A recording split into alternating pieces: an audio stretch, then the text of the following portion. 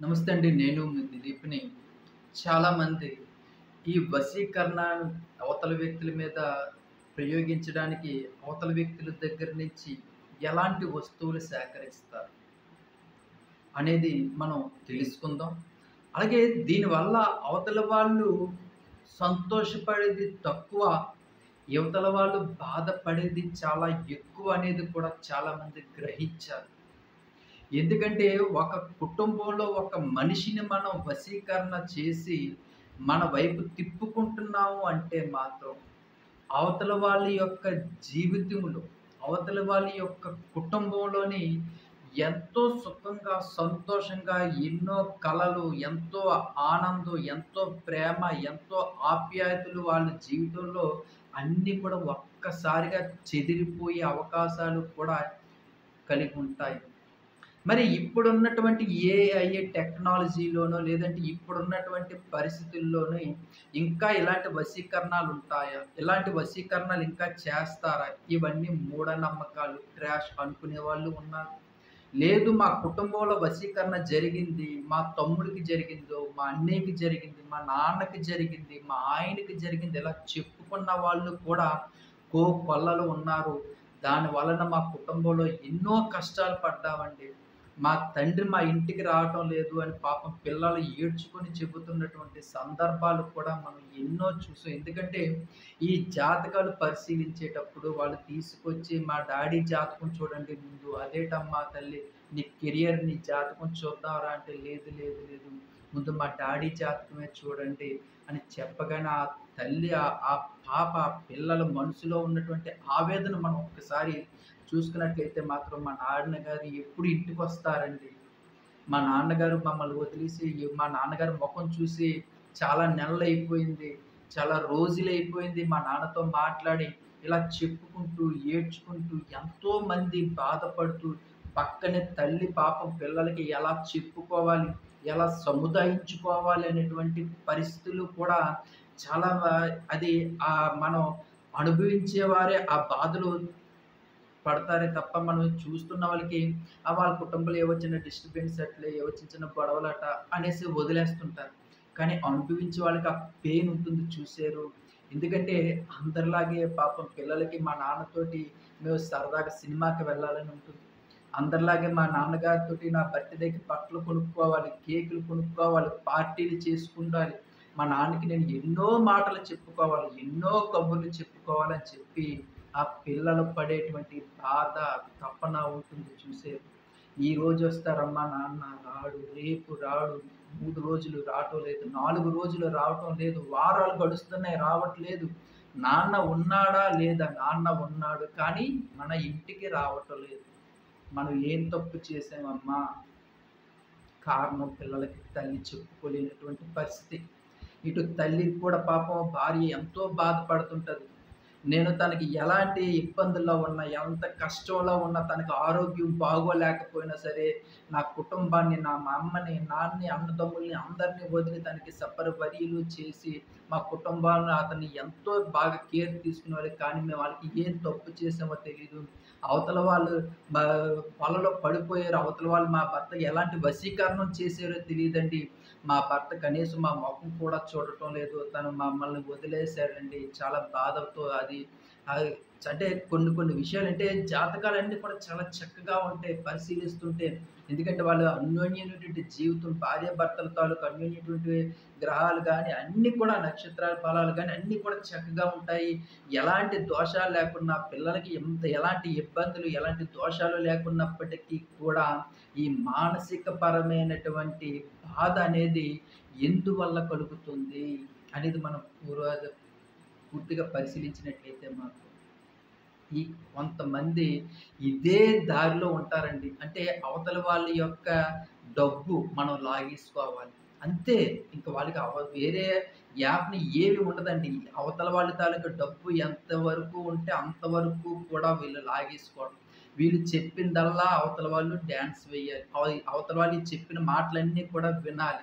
విన్న తర్వాత వీళ్ళకి కావాల్సినంత దోచుకొని నడి రోడ్డు మీద వదిలేసి వెళ్ళిపోతారు. తిరిగి మళ్ళీ భార్య, పిల్లలే వీళ్ళకి దిక్కవుతారు. కానీ అప్పటికే జరగవలసినటువంటి పూర్తి డ్యామేజ్ మొత్తం కూడా జరిగిపోతుంటది.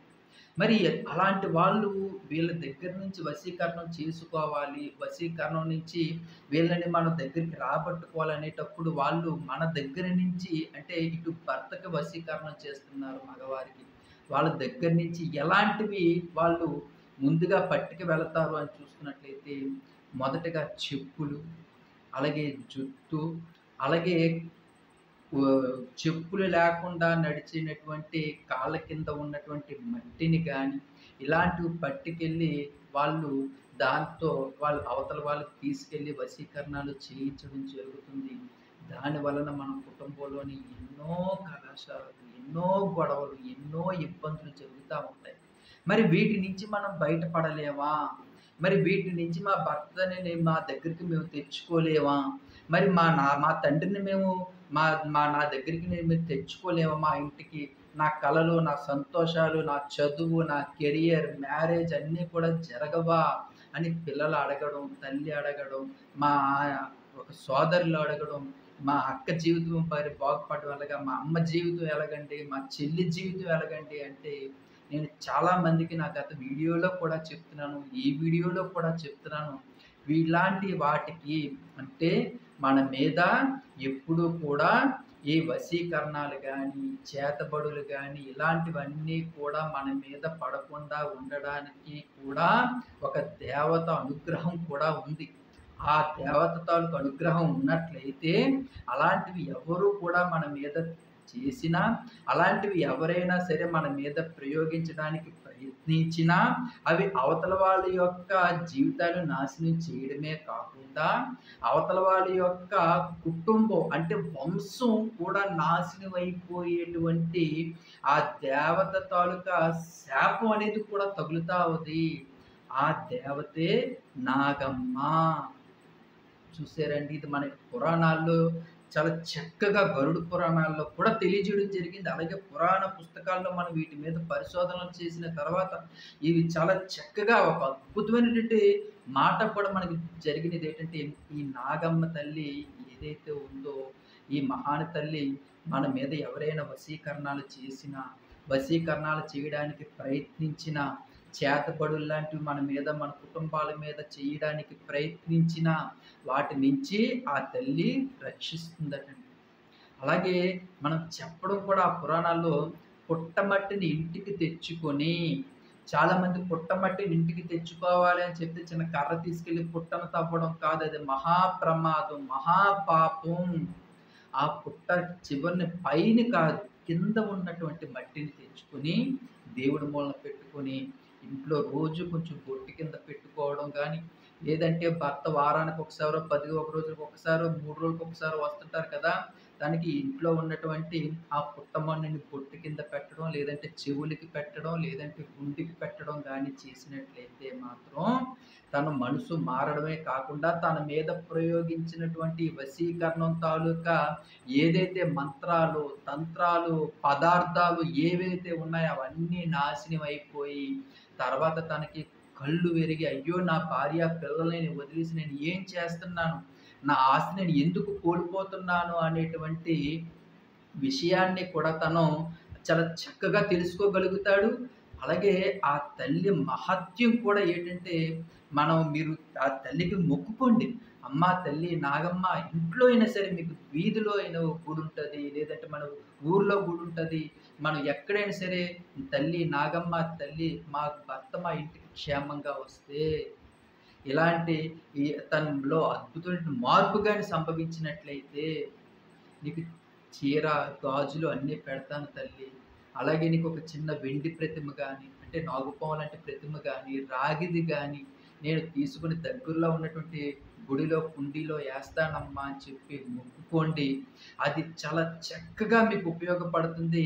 ఇలాంటి ఎవరైతే ప్రయోగాలు చేస్తారో అలాంటి వారికి కూడా వాళ్ళకి భయం పుడుతుంది. ఆ తల్లి వాళ్ళ కళ్ళల్లోకొచ్చి అవతల వాళ్ళ కళ్ళల్లోకి ఆ తల్లి నాగమ్మ తల్లి వెళ్తుందట. వెళ్ళి వాళ్ళని భయభ్రాంతులను చేస్తుందట.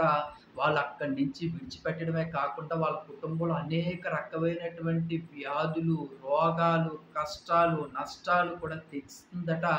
దానితోటి అయ్యో మనకి ఇది వద్దు అని చెప్పి మన భర్తని వదిలేసి వాళ్ళు అక్కడి నుంచి పారిపోయేటటువంటి మార్గము కూడా ఉంటుందట.